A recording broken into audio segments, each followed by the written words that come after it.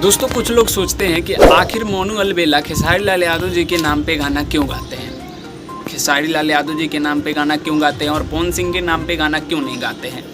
मोनू अलबेला से इंटरव्यू में भी पूछा जाता है कि वो उनके नाम पे गाना क्यों नहीं गाते हैं, पवन सिंह के नाम पे सिर्फ खेसारी लाल यादव जी के नाम पे गाना क्यों गाते हैं, और उनका जवाब होता है ये। चलिए आप लोगों को बता देता हूँ।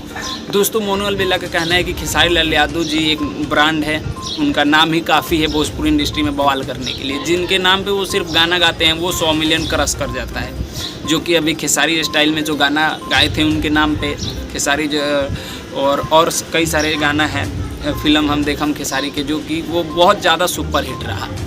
और जो लोग बोलते हैं कि पवन सिंह के नाम पे गाना क्यों नहीं लाते हैं, तो वो बताए हैं कि उनके नाम पे गाना लाने से गाना हिट नहीं होगा। हमें खेसारी लाल यादव जी के फैन सपोर्ट करते हैं, उनके नाम से हमारा गाना हिट होता है, इसलिए मोनू अलबेला हमेशा खेसारी लाल यादव जी के नाम पे ही गाना गाते हैं। आप लोग नीचे कमेंट बॉक्स में ज़रूर बताइएगा कि खेसारी लाल यादव जी कैसे एक्टर है। बाकी मिलते हैं आप सभी से जल्दी नेक्स्ट वीडियो में, तब तक के लिए जय हिंद, जय भोजपुर।